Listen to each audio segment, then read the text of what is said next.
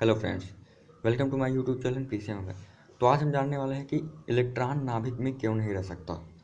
तो यह बहुत सी मतलब कि इलेक्ट्रॉन नाभिक में क्यों नहीं रह सकता, तो इसको जान सकते हैं किसके नियम के द्वारा। हाइजेनबर्ग ने जो अपना सिद्धांत दिया था उसके द्वारा। तो उससे पहले हम जानेंगे कि इलेक्ट्रॉन क्या है और ये परमाणु में कैसे रहता है। तो उसको जानने के लिए हम एक एटम बना लेते हैं। तो इस एटम के अंदर में क्या होता है, सॉरी ये थोड़ा गलत हो गया। तो एटम के अंदर क्या होता है, न्यूट्रॉन एंड नाभिक के अंदर होता है इलेक्ट्रॉन, न्यूट्रॉन और प्रोटॉन। और इसके चारों ओर मुक्त रूप से इलेक्ट्रॉन क्या करता है, गति करता है। इलेक्ट्रॉन इसके चारों ओर मुक्त रूप से गति करता है। तो हमारा क्वेश्चन ये है कि इलेक्ट्रॉन नाभिक में क्यों नहीं रह सकता। तो इसको हम जानेंगे हाइजेनबर्ग के अनसर्टेनिटी लॉ से। तो उनका अनसर्टेनिटी लॉ क्या था, उनका नियम यह था कि किसी समय में मतलब किसी कण का एक ही समय में यथार्थ स्थिति और यथार्थ संवेग ज्ञात करना मतलब असंभव है। मतलब यथार्थ का मतलब ये है कि जो ये पार्टिकल साइज, ये एटम है, जो ये इलेक्ट्रॉन प्रोटॉन न्यूट्रॉन है, इसका अगर हम स्थिति ज्ञात करना चाहे एक ही समय पर, इसका मतलब स्थिति और संवेग अगर हम इसका एक्यूरेट ज्ञात करना चाहें तो वो असंभव है। तो उन्होंने यही नियम दिया और उसके लिए उन्होंने एक फार्मूला दिया था, delta X into delta P H/4 पाई। यही उन्होंने फार्मूला दिया था। तो इस फार्मूले से हम जो है निकाल सकते हैं कि इलेक्ट्रॉन नाभिक में क्यों नहीं रह सकता, इलेक्ट्रॉन नाभिक में क्यों नहीं रह सकता।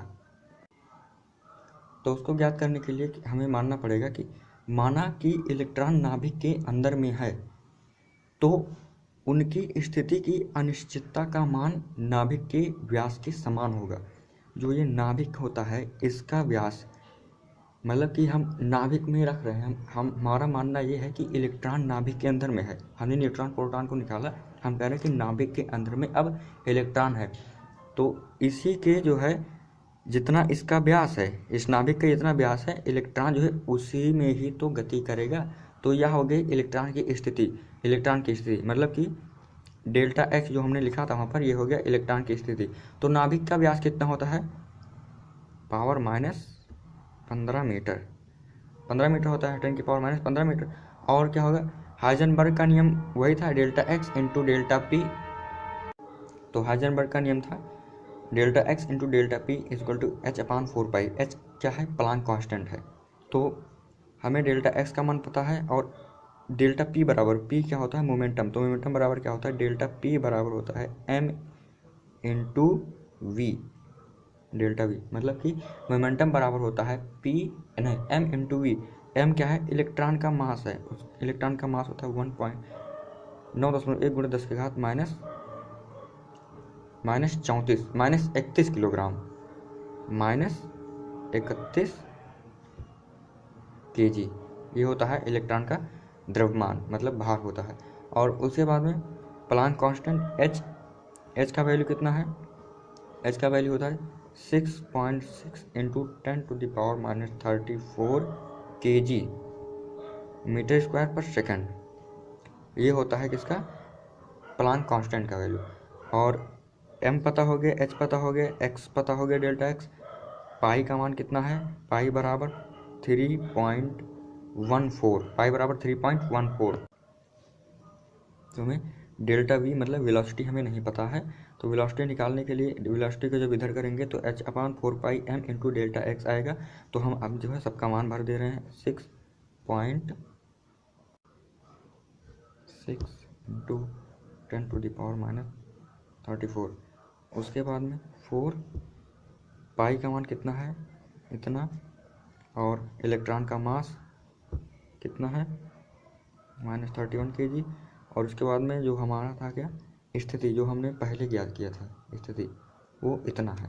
तो जब इन सबको जब गुणा किया जाएगा ऊपर तो इतना ही रह जाएगा, 6.6 इंटू 10⁻⁻34। और नीचे जब इसे जब गुणा किया जाएगा 114.296। और फिर उसके बाद में इन दोनों को जो है जोड़ लिया जाएगा, गुणा में घाते जुड़ जाते हैं, तो 46 आएगा, 10⁻⁻46। इसको काट दीजिए अब। तो ये जो है काटने पर इतना आएगा। जब इसको इससे काटा जाएगा तो एक तो ये टोटल भाग होके आएगा 5.7 इंटू 10⁻⁻, मतलब प्लस में 10 मीटर पर सेकंड।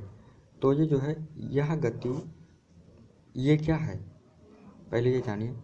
3 × 10⁸ मीटर पर सेकंड, यह है प्रकाश की चाल। और ये क्या है, ये प्रकाश की चाल से बहुत अधिक है। यह गति प्रकाश की अपेक्षा बहुत अधिक है, अतः यह संभव नहीं है।